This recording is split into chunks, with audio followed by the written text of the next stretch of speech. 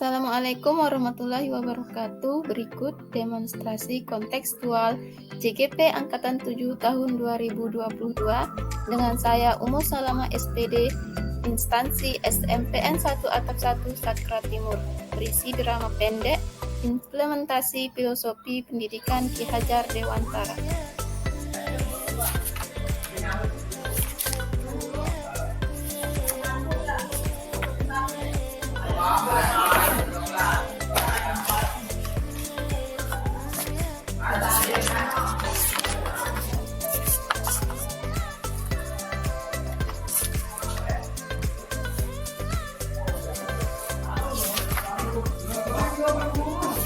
Assalamualaikum warahmatullahi wabarakatuh. Bu, waalaikumsalam warahmatullahi wabarakatuh. Kelihatan sibuk sekali, Bu. Lagi Iya, ngerjain apa ini?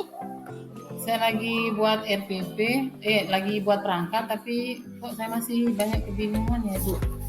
Pusing rasanya ini. Kok Ibu bingung sih? Ibu, kita boleh sharing nggak sebentar? Ya, boleh Bu, silakan. Oh iya, Ibu, kita sebagai guru itu harus merdeka ya Ibu ya.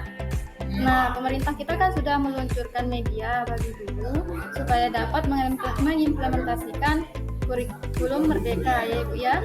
Kita sebagai guru harus merdeka, guru merdeka, murid juga harus merdeka ya Ibu ya. Nah, di sana di platform media yang sudah disediakan pemerintah itu ibu guru bisa mengakses buku ajar, kemudian ada modul ajar.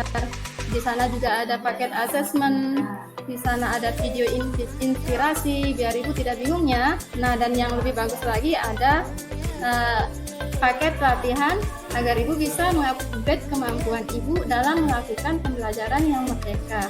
Ya Ibu ya. Iya. Nah, Ibu jadi jangan bingung lagi Bu ya. Nah, kita harus melakukan pembelajaran yang merdeka. Ibu gurunya merdeka, murid-muridnya juga merdeka. Ya, ini sesuai dengan filosofi Ki Hajar Dewantara ya Ibu ya. Di mana pembelajaran yang merdeka itu kita mulai membentuk siswa berangkat dari mengembangkan bakat anak. Nah, ya, jadi yang punya kehendak itu siswanya, bukan pamong gurunya. Muridnya harus begini, kita memaksakannya menjadi merah, menjadi hijau, menjadi si A, menjadi si B ya. Nah, jadi yang punya kehendak itu adalah siswanya. Lalu kemudian muncul namanya Tuturi Handayani ya Ibu ya. Seperti yang sudah kita pelajari di filosofi pendidikan Ki Hajar Dewantara itu, bahwa tuturi itu adalah bagaimana kita memberi semangat dan dorongan kepada anak ya. Nah, namun harus punya rentang Ibu. Kita tidak boleh mendorong dengan sembarangan ya. Rentangnya harus ada agar asa menjadi manusia itu tetap terjaga ya Ibu ya. Nah, lalu pertanyaannya sekarang kita mulai dari mana ya? Maka kita harus mulai dengan cara mendiagnosis kemampuan anak itu sendiri ya. Kita sebagai guru itu harus mampu melihat bakat dan minat mana yang harus kita kembangkan kepada anak, mana yang kita harus kuatkan, kemudian mana yang harus kita dorong. Ya Ibu, bagaimana? Iya Bu. Lalu kalau menurut Ibu itu bagaimana sih kita bisa mendiagnosis bakat dan minat siswa itu? Nah, kalau menurut saya sih Ibu harus lihat kecenderungan anaknya di mana. Coba kalau menurut Ibu di mana kecenderungannya? Kalau menurut saya selama ini anak-anak itu lebih banyak bermain sih Bu, terutama main HP. Kemudian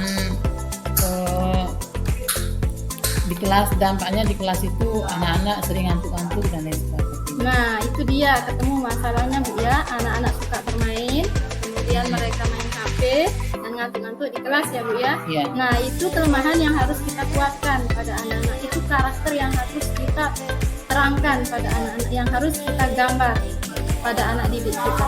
Itu yang akan kita kembangkan. Bagaimana caranya? Sekarang kan sudah ada laptop Ibu ya, anak-anak juga punya HP. Nah, pemerintah juga sudah menyiapkan platform yang tadi itu ya. Ibu bisa mengakses EduGame di sana. Ibu bisa manfaatkan HP anak-anak, laptopnya Ibu, kemudian anak-anak bisa mengaksesnya dimanapun dan kapanpun mereka bisa siap belajar. Bagaimana Ibu?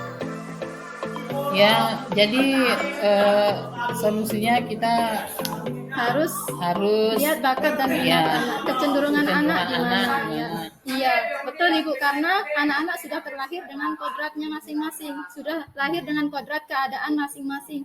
Anak-anak itu punya kodrat alam, kodrat zaman yang harus kita sesuaikan. Kita tidak boleh monoton ya Ibu ya. Iya. Pembelajarannya dulu dengan yang sekarang itu sudah berbeda ya Ibu.